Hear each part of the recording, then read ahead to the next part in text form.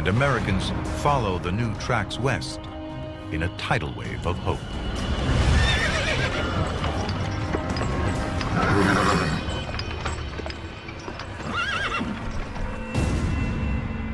May 1846.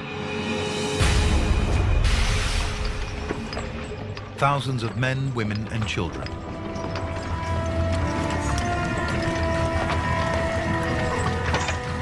Riding, walking, pushing. They're heading for a new life 2,000 miles away. It was a land of opportunity. You can make of yourself what you want. You're only held back by your own desires. Germans, Belgians, French, Catholics, Presbyterians, Mormons. One of the world's great mass migrations begins. The pioneer spirit has moved on. In this colossal migration to Oregon and California, America will finally define its character. It's the American dream. Then, as now, the people want an already good life to get better. They can walk 10 miles a day for up to 6 months straight. Some go through 10 pairs of boots each. Half are children. En route, 1 in 5 of the women are pregnant. But these aren't America's poor. Families sell farms, save for 5 years to join the exodus, risking it all. I think if there is one episode that encapsulates the American spirit, I think it is probably the move west. Whip those mules and horses and cross those rivers and cross over those mountains to the unknown and say, I'm leaving everything behind. I'm leaving everything that I know behind to reinvent myself.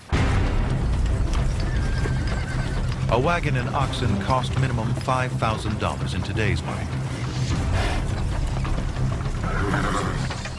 But it buys a complete life support machine.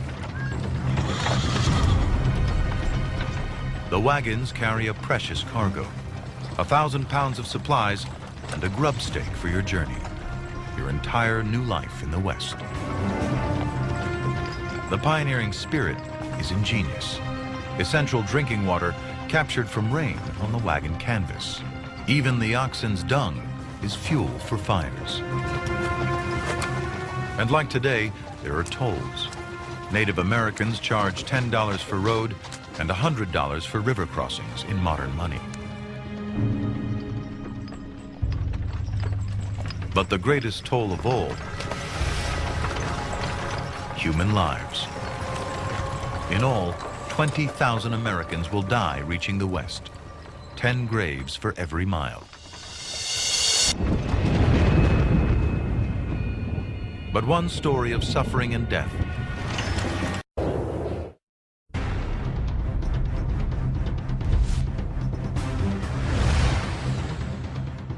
June 1946. A wagon train heads west.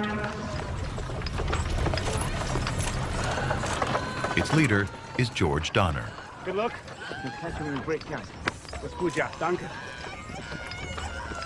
Good, now push! His wife, Tamsin Donner, is a school teacher. Stoss? Stoss? Yes. Okay. But on the trail, women must turn their hands to anything.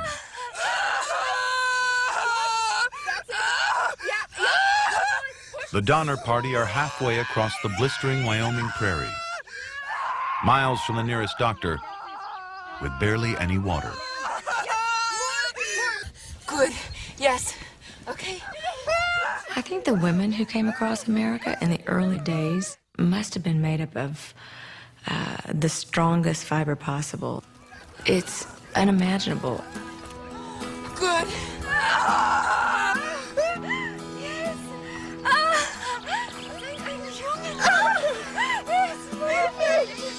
Junge. Ja, ein Junge. Ludwig.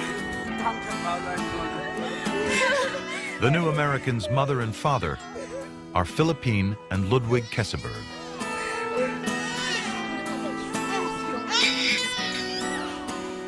They christen their son, Louis.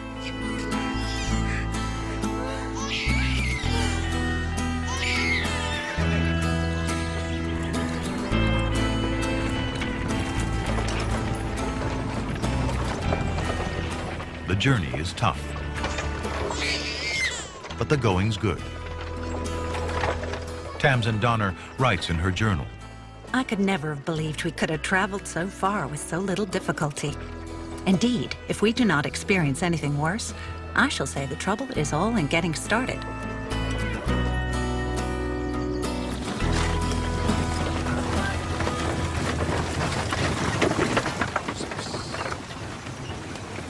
But as leader of the wagon train, Tamsin's husband, George Donner, is aware there's one final obstacle to their journey.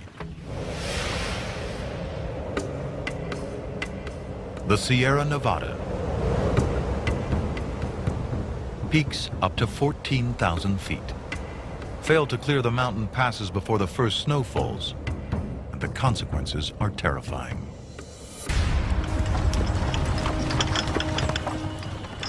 But as the Donner Party approaches Utah, George Donner makes a fateful decision, leading a splinter group off from the main party.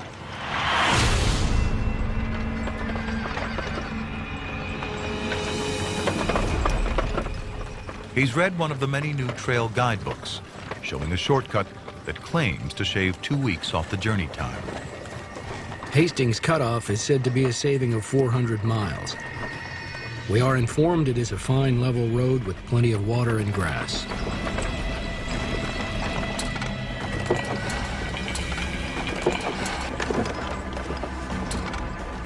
But Donner's information is wrong.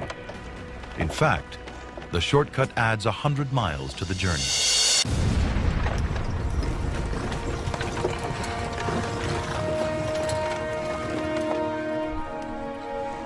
High in the Sierra Nevada, the Donner Party enters the Truckee Pass.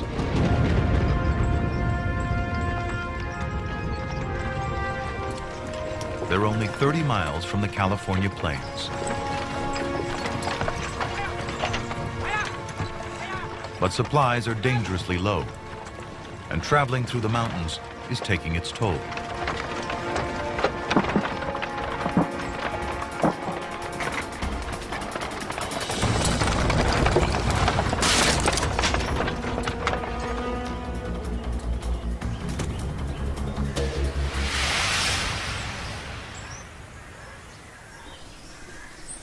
A broken axle. The Donner Party stops to make repairs. But that night, 5 feet of snow falls. Soon, the drifts are 60 feet deep.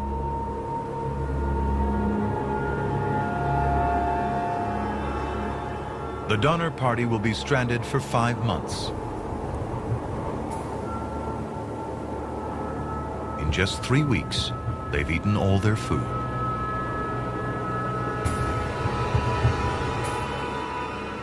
Then, they kill their pack animals.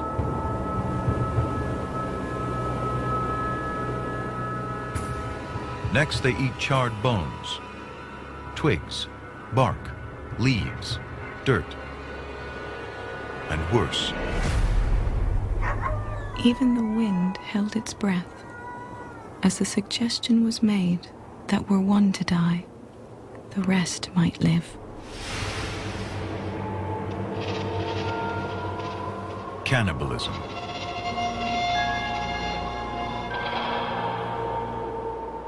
Christmas 1846. They eat their first human. Bodies are cut up, flesh labeled, so people don't eat their own kin.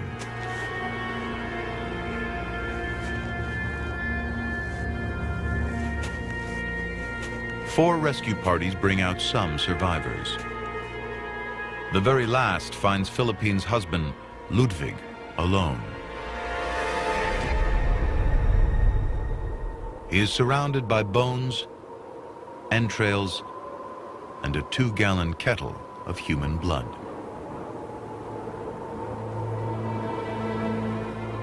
George Donner's body is found skull split open, his brain removed.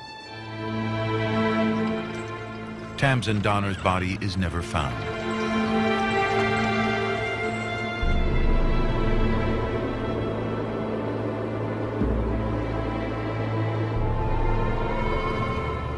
The pass is renamed the Donner Pass, testament to the hardship of the pioneers' push west. Today, it's the Lincoln Highway. Thousands drive this road every year.